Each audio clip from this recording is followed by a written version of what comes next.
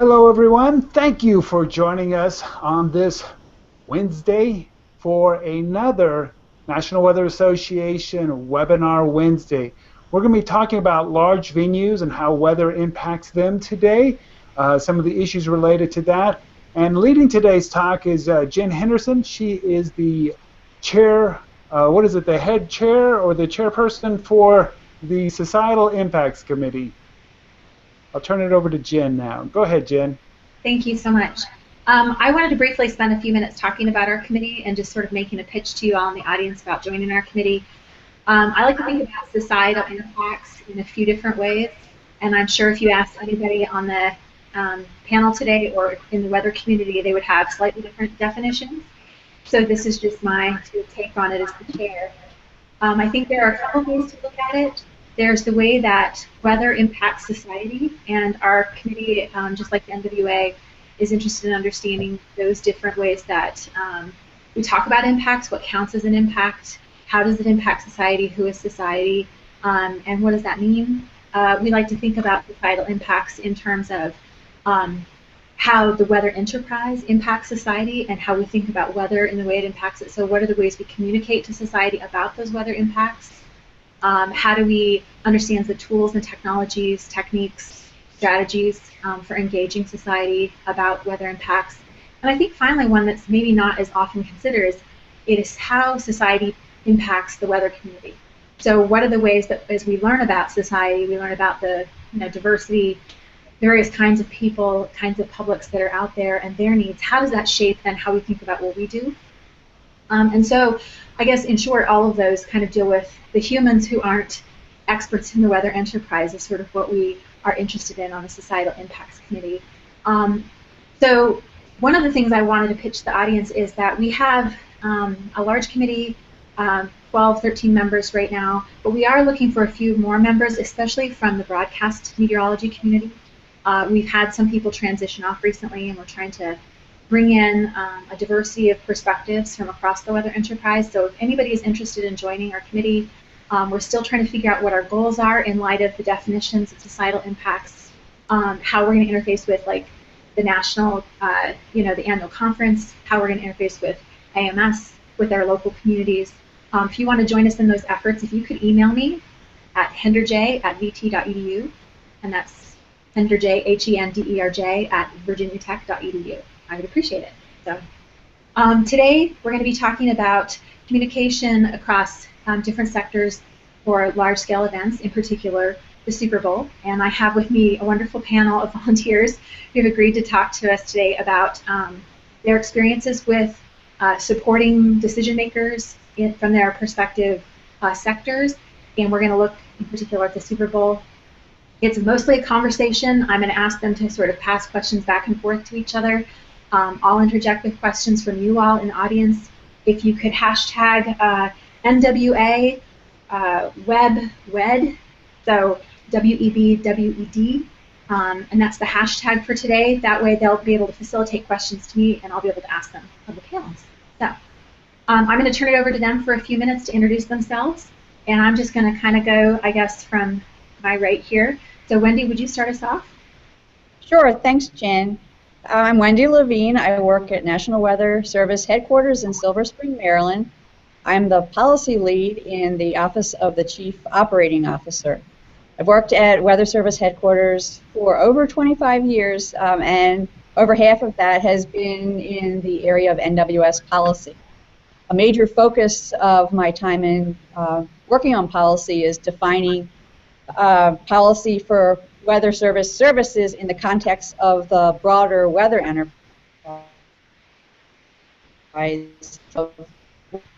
and not be providing services. And an example of that would be decision support services, where we're not only the weather service providing services to the community, but also there's a definite role for the private sector as well. Okay, great, thank you. Mark, would you go next? Sure. My name's Mark Hooksma. I work at Earth Networks, the parent company of WeatherBug. My job here is I'm chief meteorologist for the company, but I also work as the director of meteorological operations. It's a 24/7 staff of meteorologists that do typical operational meteorological support, forecasting for various clients and events, and we have done a lot of forecasting for clients around the world, but it's mostly North America, and it ranges from utilities to energy, government, transportation, corporations, sports leagues and franchises, and the like. Okay, great, thank you. And Scott, you want to, yep, there you go, unmute yourself and introduce yourself. Thank you. Yeah, my name is Scott Carpenter, excuse me, and I work for the National Weather Service Western Region. I'm one of the Decision Support Services Program Managers for our region, and I also work as a part of our evolving Regional Operations Center capability within our regional office here. I've been with the Weather Service for 13 years and done a variety of things involving decision support services that have helped me be more effective at this job, and then I've worked as an incident meteorologist going out to wildfires and hazardous material spills, as well as I spent a few years working in the Center Weather Service Unit environment, where we co-locate with the Federal Aviation Administration air traffic control facility workers and provide direct support to the customer and the partner in that sense too. Okay, great. And I forgot to introduce myself, so I'll just say who I am. I'm a PhD student at Virginia Tech and a social scientist, and I study the weather warning process. I'm particularly interested in, rapid onset, kind of high risk, high decision events, and so that's what my dissertation is looking at. And I'm as the chair of the Societal Impacts Committee. My committee actually suggested this topic. And it's not well known, I think, among a lot of different elements of the weather community what decision support services is, or how other people talk about decision support services. So that's sort of how this topic arose, and how our volunteers came to be selected today. So, Tim, did you want to jump in for a second? Just real quickly, I forgot, just again, I want to remind everyone to, once we get into the conversation, something might spark your question in your mind, and be sure to, you can tweet at us and use that hashtag, hashtag NWA WebWed. So it's WEBWED. And then I do want to just go over a real quick disclaimer, and then we can throw it back to you, Jen, and you guys can just run with things. But I just wanted everyone to know the National Weather Association does not endorse, recommend, or favor any of the products or services mentioned in this webinar, except those provided directly by the NWA.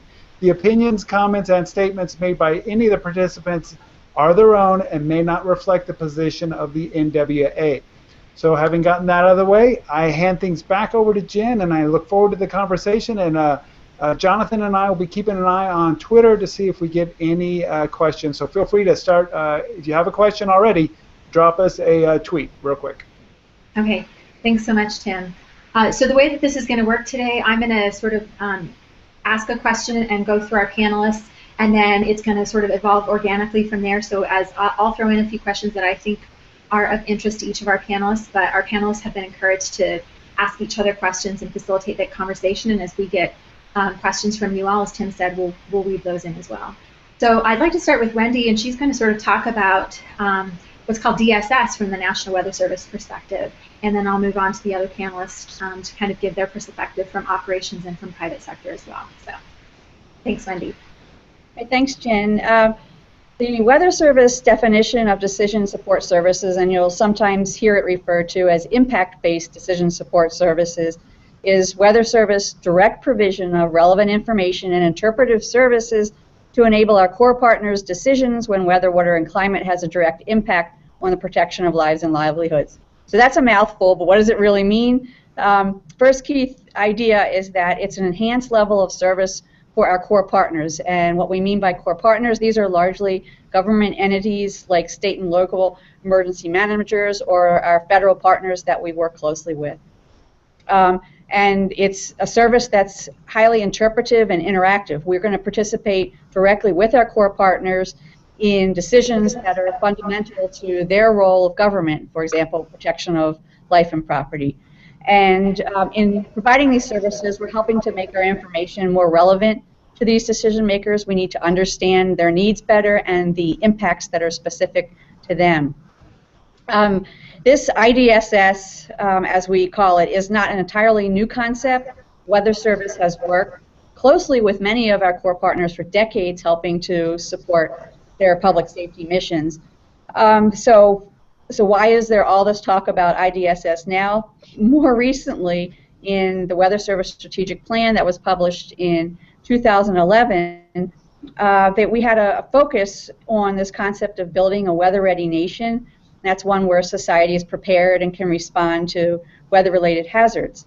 And this weather-ready nation concept kind of shined a light on the portion of Weather Service operational services that provided support to our core partners, helping them to ensure their communities are weather-ready. So it's not anything, and for the most part, not anything new, but there's a new recognition of the importance of this type of service within the Weather Ready Nation concept. Another key aspect of this Weather Ready Nation concept is the recognition that NOAA and the Weather Service can't do it alone, that while we may be serving our core partners, that others in the weather enterprise, our partners in the weather enterprise, do play a key role in providing services to the public and their business clients to help them achieve a high level of preparedness. The last thing I just wanted to say, since we're going to be talking about these large events, is just a very high-level statement of Weather Service's policy for support of special events. And basically, the two key things to keep in mind there is that Weather Service provides decision support for the emergency management community. We do not provide direct support for venue operators or event organizers. And the Weather Service's focus is on public safety and not how to plan, manage, or run an event. That's it. Okay, great. Thank you. So since we're talking about the National Weather Service, let me throw it to Scott and see, so how do you, what's your take on DSS, as it's called in the Weather Service, from an operational perspective?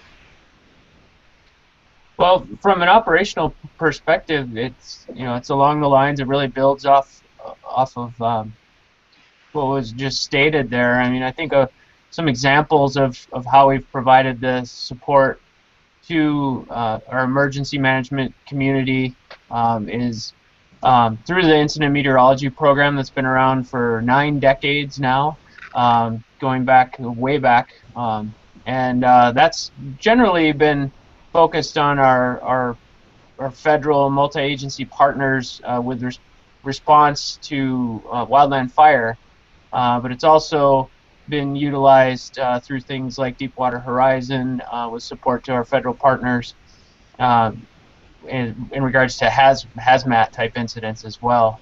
The other example I mentioned before is our Center Weather Service units, where we help provide our federal partner in the FAA with information to help maintain the safe and efficient flow of aircraft within the national airspace system by providing that weather support through briefings, and being on site and co-located with that partner is a key aspect of that we've learned a lot from over the years as far as how to best work with our federal partners and emergency managers in general. Another example, sort of related to the fire weather community, is our hydrologists at the local level, at our local forecast office level, have been becoming more involved in post-wildland fire debris flow type of assessments, working again with our interagency federal partners. That's a good example. Also from our local offices, DSS, we've been providing for years and years these site-specific spot forecasts for emerging wildfires, for search and rescue, and for other hazardous material events. So in a case where an incident meteorologist may not be deployed to help our federal partners, the incident management teams that are maintained by our federal partners, the local office is providing that decision support remotely as well, in the sense of providing spot forecasts, as we call them. And another good example too is that we like to point out is our local offices have done a lot of good work with interacting with their state level partners in the Department of Transportation realm.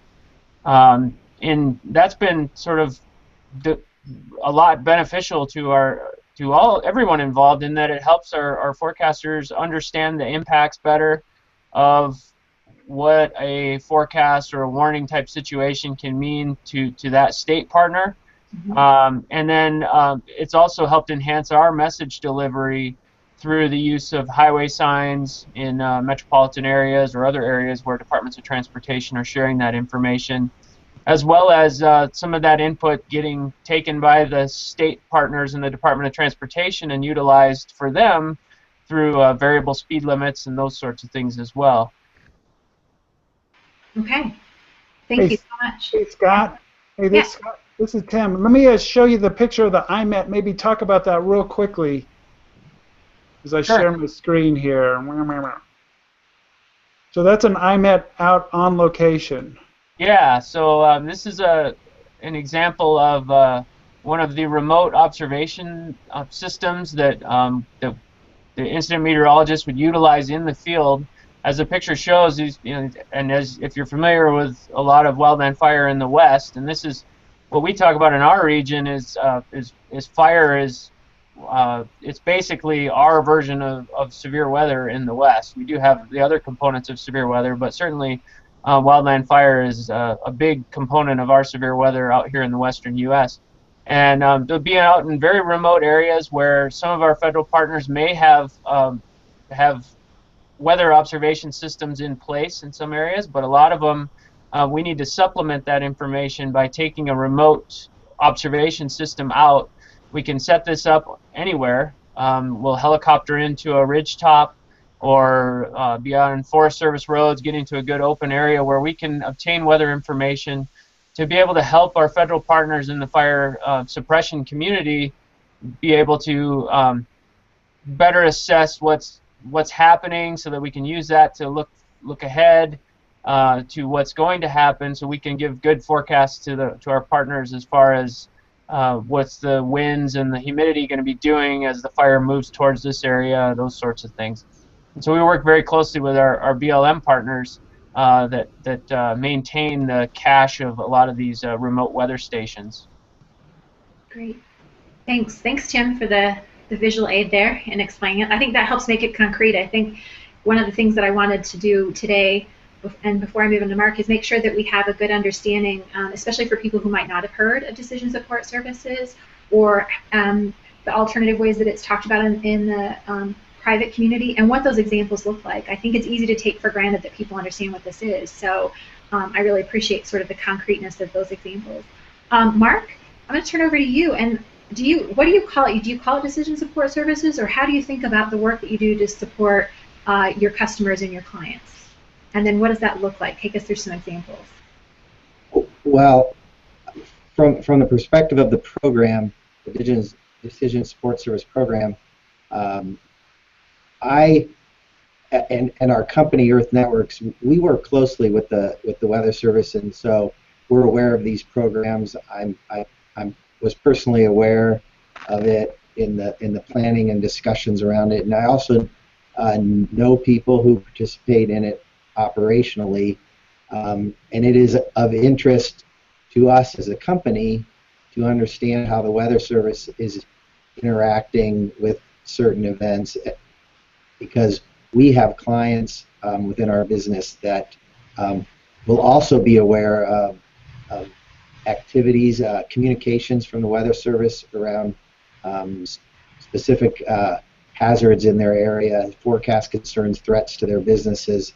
And so part of our relationship with the Weather Service is generally being on the same page.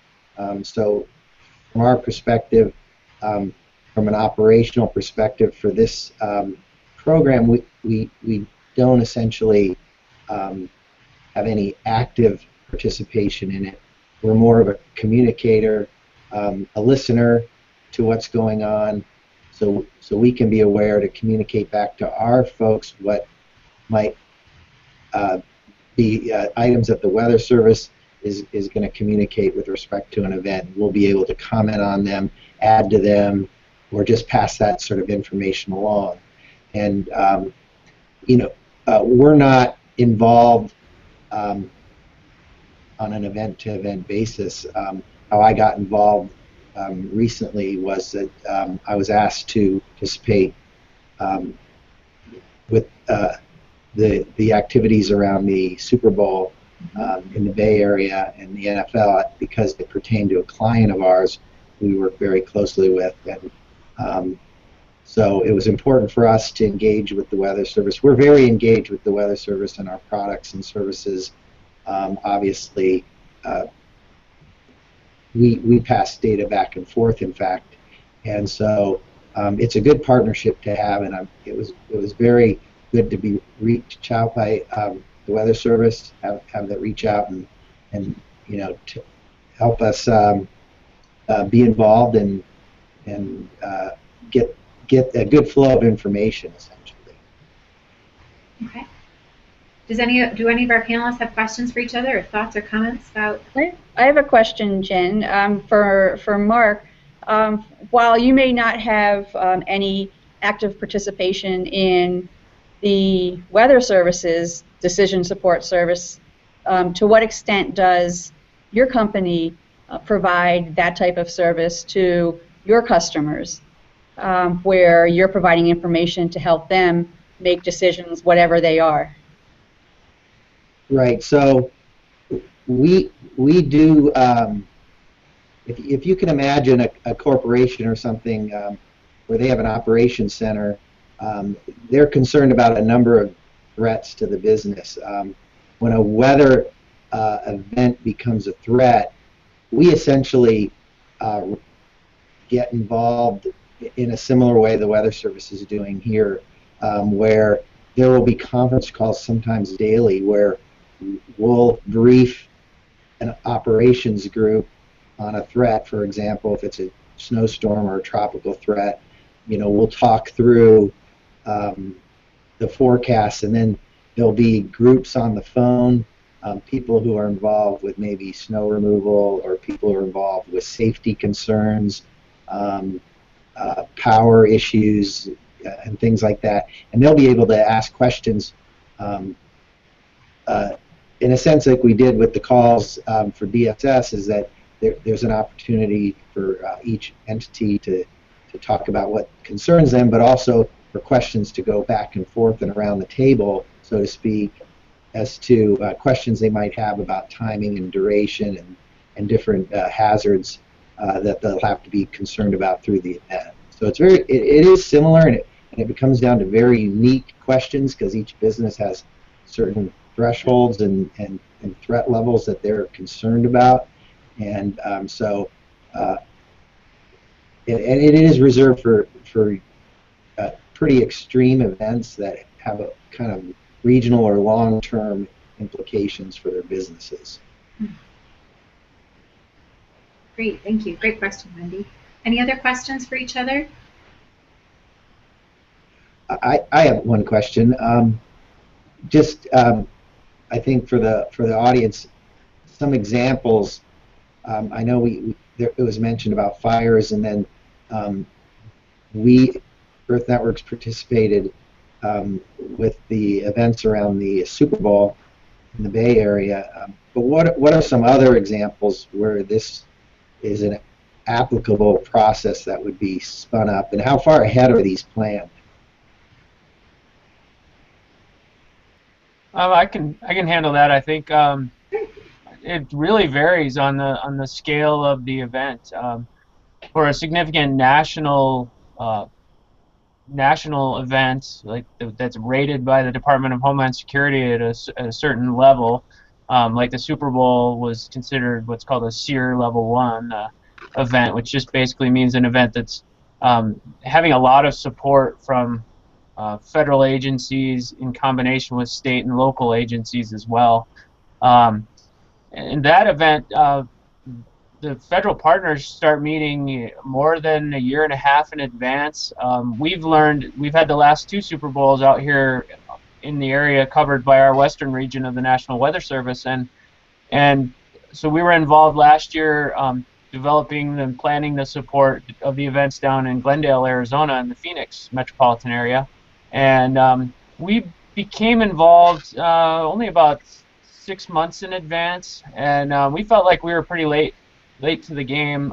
So we had to spin up pretty fast through working from the regional level along with our local forecast office and the partners that they're already familiar with, and that's one of the interesting components of it as we evolve. The Weather Service has been involved in these large-scale events, providing some level of support to emergency management for years, whether it be the Super Bowl or other major incidents or events.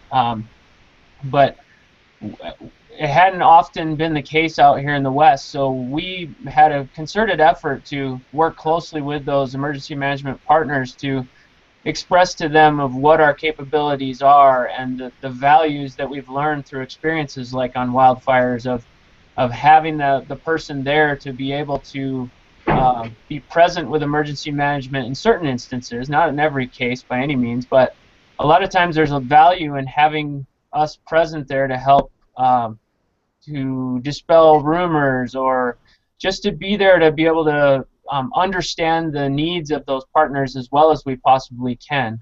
So in some of those cases, like for this year's Super Bowl, we started working with emergency management in the San Francisco Bay Area to try and identify where they saw a need for having weather support present during the events, and it's definitely much more than just a single day type event, because the emergency managers are dealing with public safety issues throughout, in this case this year, throughout the week ahead of time leading up to the actual game. And so this year I'd say we were probably closer to 9 months of planning in advance, and we're already, it's sort of been a lesson learned even this year that we're pushing, we're sharing information with our southern region partners and our central region partners who may be involved in coming years with trying to jump on board as soon as they can, maybe even trying to get involved in some of these meetings, a year to a year and a half out. On the other hand, when we're talking about at the local office, sometimes these events are spinning up with no notice if it's like a local hazmat issue, and then other times maybe for a public safety issue for a county or state level type of a person, they may have just a few meetings over the course of maybe a month leading up to an event. So it really varies widely. Hey Scott, this is Tim. Yeah. As an example of kind of what you just said, just a few weeks ago, the Pope came to northern Mexico. He was in Juarez, which is the town just across from our office here, and we had like 6 weeks to spin up, and even though the Pope didn't set foot in the United States, it was still a Tier 2 event for the U.S. government, shut down parts of it. So we had to scramble the ESS team deployed all over. So, like you said, it's really important as far as the Weather Service is to get in there as early as you can. But in our case, that was just the way the Pope's schedule worked. That he said, "I'm coming to Mexico," and we had like everyone here in El Paso and Juarez had about 6 weeks to get ready for it. Yeah, that's a great example. I think another example of part of our working closely and developing the relationships with our emergency managers too. Another example from Arizona in last February was we were planning for this national level event, or the federal partners were planning for this, and there's the perception from folks that aren't in the field of meteorology the way we are that they would say things like, "Oh, it's the first week of February in Arizona. What problems could there be?" And so it was really fascinating that we had to sort of be out there looking at what are some worst case scenarios and things like that. And in that event in particular, it ended up being very valuable that we did that, because we had some significant fog events and precipitation events that significantly impacted aviation. And so the support that we were providing our federal partners around the aviation directly in the Phoenix area there ended up being arguably the most valuable part of our support to those partners. And I think the timeline for events and how long you all take to gear up and how long decision makers need How far ahead, do they need information? How far ahead are you planning in order to make these partnerships work is a really important issue. And I'm curious, Mark, with your clients in your company, and in particular the Super Bowl, I guess there's a question that's come in, what was your role in the Super Bowl? And also just how long in general, I guess, do you gear up for the events for your company? When when a client enlists you, somebody like what happened with the Super Bowl, how much sleep time do you have? How much time are you working with them? What kinds of things are you doing to support those people in those efforts? Sure. So with respect to our involvement in the Super Bowl, the our client was the NFL, the corporate entity of the NFL, and so we supply year-round forecasts for their events, but certainly the games and the Super Bowl and the playoffs and the like. And so with respect to the Super Bowl, we don't essentially do a lot of planning before that because we're pretty engaged with them throughout the season. And then, of course, 2 weeks with no games before the Super Bowl, and that's essentially the period when the NFL is ready to start talking about the Super Bowl. They start talking about when they're going to get kind of people on the ground, and so we focus on the corporate entity of the NFL, and which is different from what the concern was around the NFL for the National Weather Service. They're talking about emergency managers and the public, and although some of these concerns overlap, the NFL also got support from us about travel. They needed to know how flights were coming out of Charlotte and Denver and New York, where their corporate office is. They had a lot of travel that was going to come into the area, and they needed to know if there was going to be issues with flights for the teams or the players, officials with the teams, and things like that.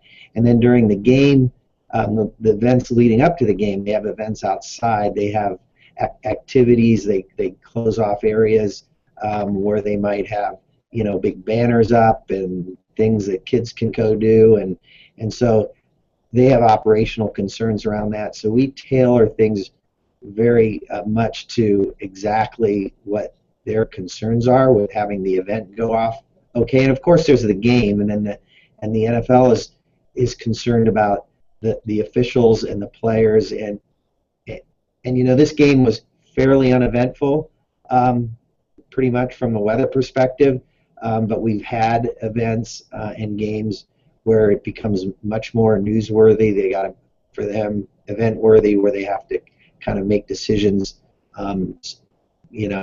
spur of the moment, real time, as storms move in and out around event venues. So, with respect to that, being involved and knowing what the Weather Service was doing was important, because the people working for the NFL are also the public, and they're going to hear what the Weather Service is communicating. And again, there wasn't a whole lot going on there, but it was important for us to know if there was going to be discussions around putting out some sort of statement or advisory or warning ahead of time, because we're going to get those questions coming feeding back to us, and that isn't essentially unique to the NFL. It's very unique to all of our clients. What the Weather Service communicates with respect to alerts and forecasts often does end up in our clients' knowledge, and it may differ from ours, and they may have questions about it. So just on that alone, being able to address that is really important for us. And so being involved in these sort of things is from the perspective, if it's a direct involvement, like the NFL was very related, it was very important for us to hear what was being discussed. And so was your involvement, and Scott, you can, I'm sure, weigh in on this too, but when you all were working together, on phone calls or collaborating together and hearing each other's information, was that just the timeline of that? Was that just prior to the Super Bowl that you all were involved with phone calls, and what were those kinds of collaborations like for the both of you? Well, I think it was basically through late last fall when we started reaching out through the emergency management in the city and county of San Francisco, is who we were working with initially, and they were working closely with the host committee in the Bay Area that's involved more closely with the NFL than even what San Francisco's emergency management was directly. And so we tried to reach out through them to get in touch with Mark and determine. We didn't know who was providing that support for the Super Bowl, and so we tried to reach out that way. And one of the reasons, as Mark alluded well to there, is different partners of ours or customers of theirs are all part of the public too, and so they're all everybody's got these smartphones now, and everybody's got a lot of different access to a lot of different weather information.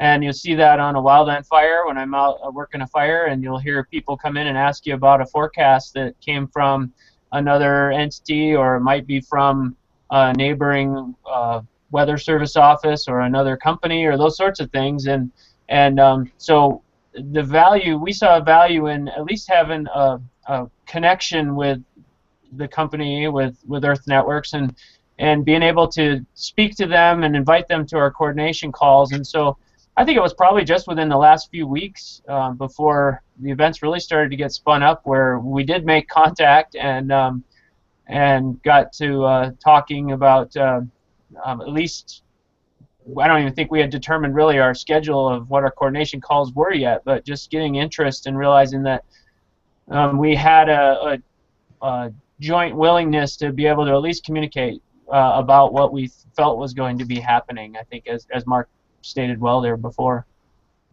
And I think, correct me if I'm wrong, we had calls about a week before, twice a day, and it was fairly quick because, again, the weather was fairly benign. Just so happened to go from really, really crappy to really benign around the Super Bowl. And so it was a pretty quick call where it was a little around the table. People would chime in and say what their thoughts were, and we were a participant in that. Yeah, and I think we had an event coordinator on the ground there in the Bay Area, Logan Johnson, and he sort of led those calls and the process of those calls.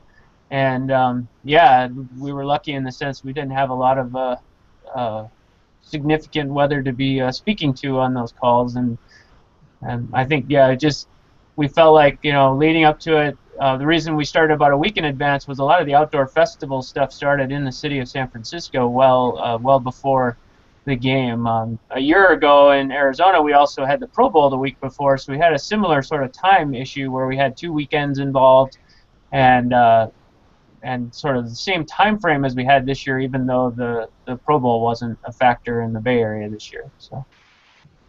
And I want to bring Wendy into this conversation too. Wendy, did you have any comments or?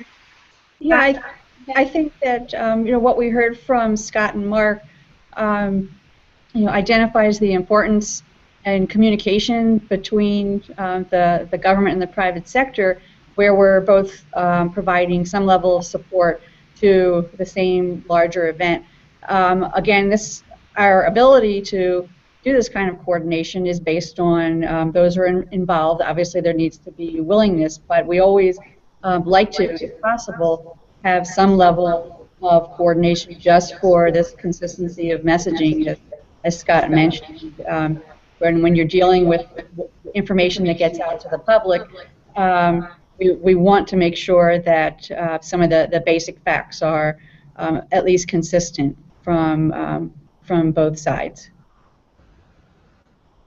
Great. Well, I'm sort of curious, I guess, from all of your perspectives, and Wendy, I know you sort of have a policy angle on this. Is there, do you feel like between the different sectors there's enough sort of interaction between public and private? Is there an ideal amount of collaboration or coordination, I guess, between the different entities? Like, Mark, did you feel like you were involved enough with this, or are there, I know that you're speaking mostly from your company, but are there ideals or desires about how often you're consulted, or from the Weather Service side, how often you're inviting your partners in, or times when it wouldn't be appropriate to invite partners in? Well, from my perspective, I mean, that one one of the reasons why I asked the question at the start was, trying to gauge what sort of event might trigger these, because it's kind of the, going through the thought process of going, well, when would we be called on again to participate in something like this? And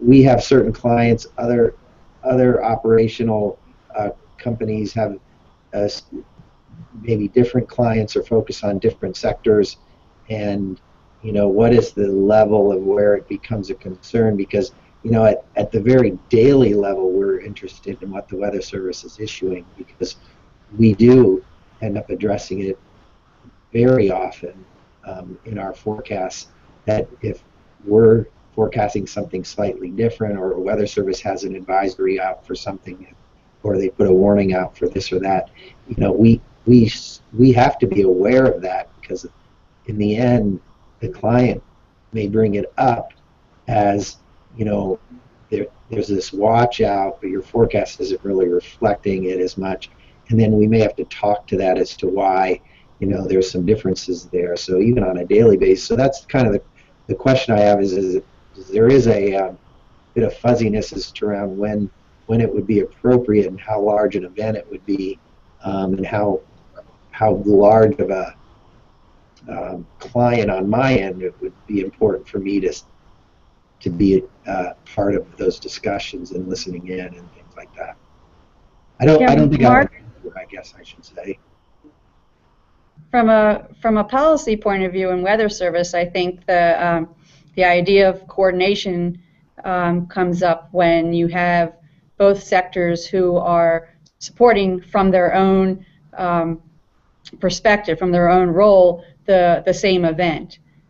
So we were both players in a larger set of activities, and so it makes sense to have that type of, there needs to be that coordination for consistency of messaging. I think in other areas, obviously, what we're forecasting is available to the public and everyone. We have other tools such as the NWS chat, which is available to the electronic media, if you're considered part of that, where you can ask questions and get an idea of, not before we issue and make our forecast, but get an idea of the thinking, what's going on in the office. Right, and I believe that this is one additional way, in a number of ways, that the Weather Service makes it available for us to be aware of what you're going on between MCDs by SPC, the forecast office discussion, the NWS chat. All those items are ones that we monitor on a day-to-day basis, and use in making sure we're on out in front of any communication that comes out from the Weather Service. So there is a number of ways. This is just another one, and it's more unique around certain magnitude events, from what I understood. Right. Well, and so another partner that's not mentioned as much, and I'm curious if you all interface with the broadcast meteorologist community and what their role is in either with private industry. Do you all interface with the broadcast community, because they're also disseminating a lot of this information publicly, and from the Weather Service? How does the broadcast community fit into DSS? And if you have examples, and Scott, I don't know if you have local examples, or Mark, you have examples, or you want to talk to the policy as well, I'll just throw it out to all of you. Well, I'll just state something up front, that in this definition of core partners, we have the emergency management community, other government core partners, such as the land management agencies that would be dealing with fires, the FAA, and also this subset called of the electronic media. So there's this recognition that the electronic media is a set of players that the Weather Service has to interact with closely, because they are going to be messaging information to the public. We don't necessarily get involved with, if you think of what decision support is, we don't get involved with the media making their own decisions, but the media plays a strong role with us in providing our IDSS, because they're usually coordinating with us when we have, for example, webinars prior to a hazardous weather event to get everyone on the same page of what's happening. Yeah, I think I would just add, I think this is one area where like students that are coming up in the field of meteorology and things like that, where you can recognize the importance of being able to develop the relationships with people that are our partners or our customers. And I think the media is one of those prime examples where when if you're working in a National Weather Service local forecast office, it's really beneficial to be able to get to know over the phone or however, just to be able to get to know those partners like the media in your area, because they are going to work so closely with you in the sense that we need them to be a messenger for us, because they have that reach out to the viewing public. And it's similar in a sense to how some of our federal partners see us as the Weather Service from the standpoint of like the avalanche forecasters, who I believe are with the USGS, and they'll work closely with the Weather Service people so that we help them message avalanche concerns in the mountains out here in the West, to help them spread their message much farther through the tools that we have available to us than what they could do just on their own. Hey Scott, can you go ahead? Can you hear me? All right. Yeah. This is a follow-up question for you. How do students and early career meteorologists get started on DSS?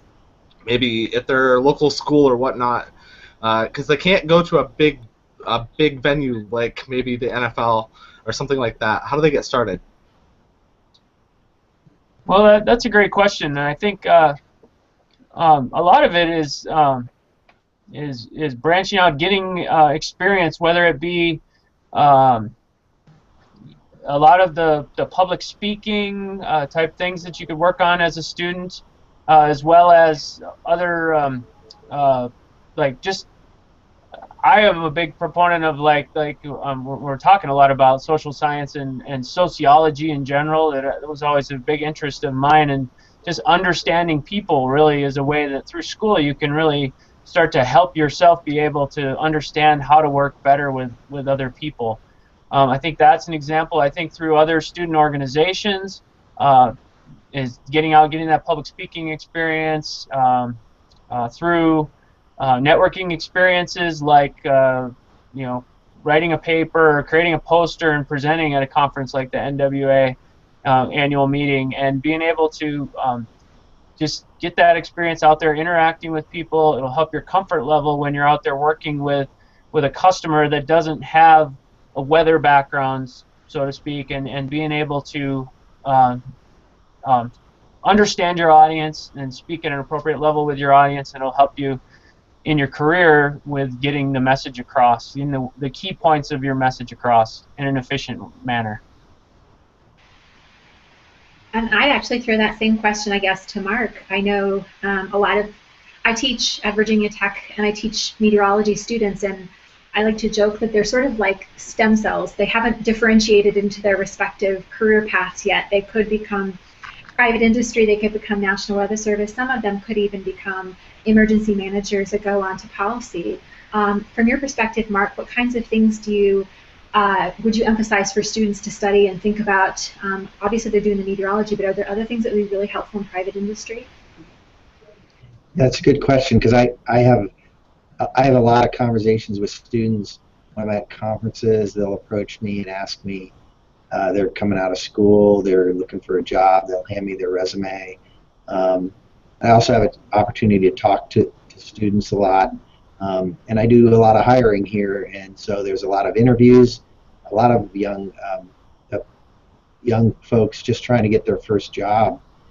And one of the things that I tell people to separate themselves from the many people out there that have generally the same experience in the same classes is centered around communication, and taking advantage of some of the formats that they can practice communication without being in essentially working in a forecast office or the like, or being on TV or on the radio. And some of them are like having a blog where you can post your thoughts and comments about developments in the weather enterprise in a logical way. It helps you write. It helps you understand the issues. It's very easy to set up a free blog and do those sort of things. And it doesn't. You don't have to have 1,000 followers. You could have 5 followers. It could be your mom and your aunt, whoever. But you're doing it and you're practicing it, because in the end, it's all about the communication. You can be an unbelievable forecaster, but if you're not understanding how people are consuming the weather information, if you're not communicating it outwardly properly, you're going to end up with a failed product, a confused end user, and people thinking you're just wrong and you're not a good forecaster. So I always focus on the communication and trying to broaden that practice while they're in school. I mean, everyone can do a forecast. Everyone can say, it's going to snow 3 inches, I think.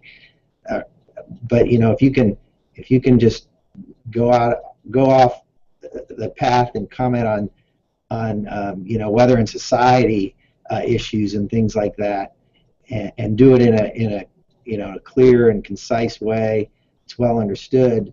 Those are things you can also point out to people interviewing. You can send them your blog. Hey, read about some of the things. You can look at my writing skills. You can look at my analysis and thought skills and things like that. And so that's kind of what I tell young students.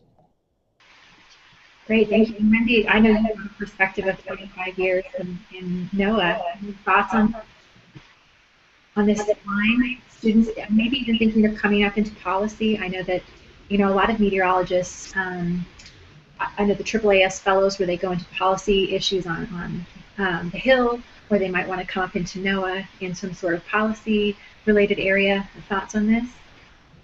Oh, well, I really started with, not from a policy area. My background is in meteorology and learned it as I went along. But yeah, there's a lot of opportunities through the American Meteorological Society to get involved in understanding the policies that are important throughout the weather enterprise, both from a government point of view and from private sector point of view. So getting involved as a student member and I suppose that's probably the same with NWA, but these organizations that have the communication about what's going on in the field, so that you're aware of the environment that you'd like to work in. Yeah. Sorry, I was agreeing and I had it muted. So let me shift just a little bit, and this is a question that came in from some of our listeners, and I think it's for all of you.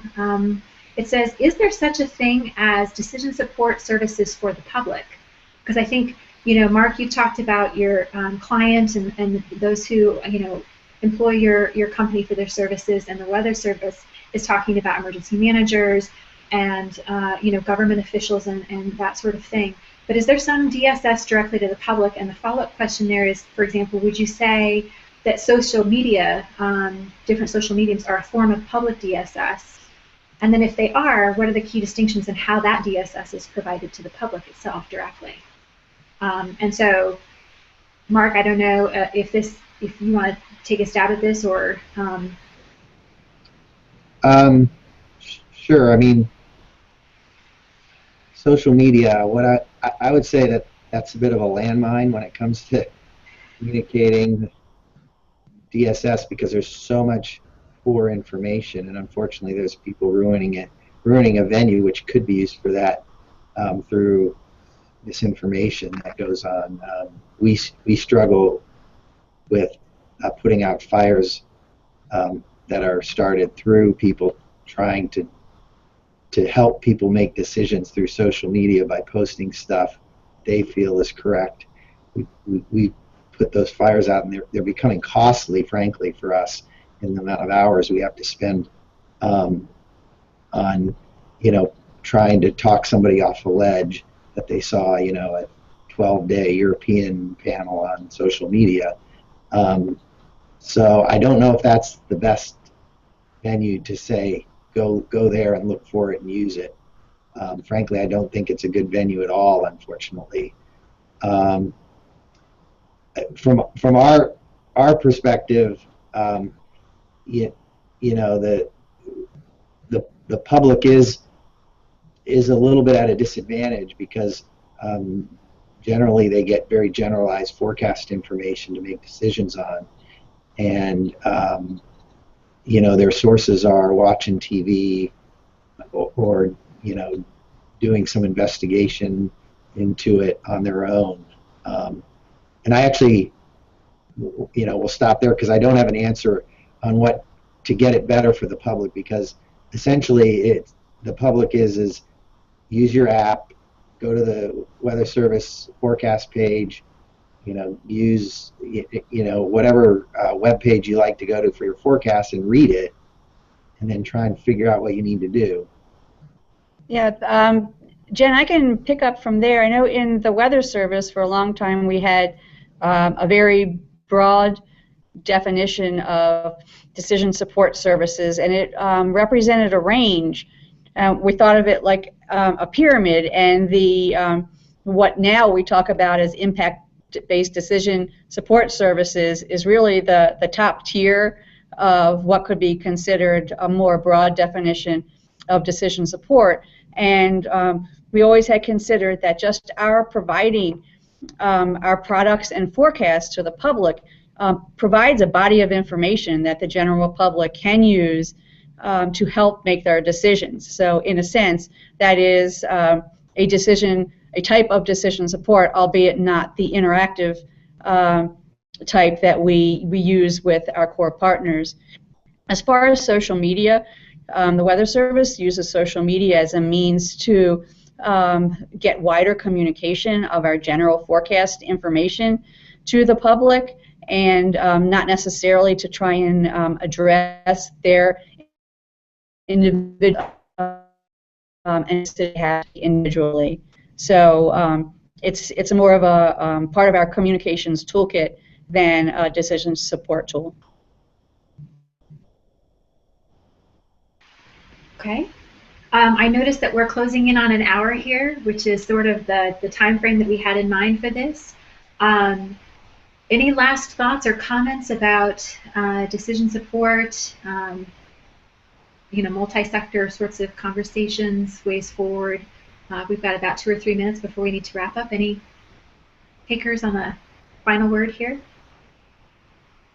I'll just say that, again, decision support services is an area that Weather Service is continuing to look at to clarify its definition, and it's something that we'll need to continue to work hand in hand with our partners in the private sector to better understand how what we do impacts them, and how we can work together in those opportunities that present themselves where we're both providing support. But we don't have all the answers of how it's going to work out down to the nitty-gritty detail, and we look forward to working closely as we try and define those details.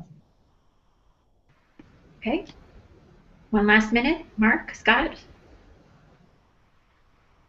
I'll just add that I do think that the experience for us to be involved with the Super Bowl was very positive, and I'd like to see it continue with respect to those private sector areas that need to be involved and would benefit from it.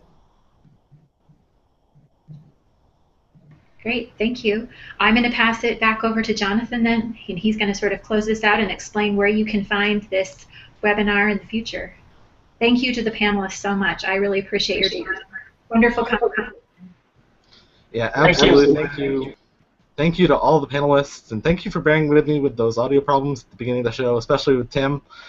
He kind of threw him under the bus there at the beginning with the last minute audio problem, but you can follow this conversation and continue it on the next couple of days on that hashtag NWA WebWed. We are planning the next one would be tentatively on the 6th of April. I don't remember the topic off the top of my head, and I forgot to pull it up, so I'll tweet that out here in a minute or two. You can also follow us on the NWAS Twitter page as well. And don't forget, I want to throw out a couple of deadlines here for the NWA as well. The next deadline coming up for abstracts is coming up for the annual meeting at the 15th of this month for the annual meeting in September. The annual meeting is in Norfolk this year on the 10th through the 15th of September. Again, the deadline is on the 15th of this month. So keep that in mind. The newsletter just went out with a lot more information on that as well. Again, I want to thank all of our guests here today, and especially Jen for getting together all of our guests this afternoon. So I'm going to go ahead and close it out here. Have a great evening, have a great afternoon, and whatever else you have to do today. Thank you.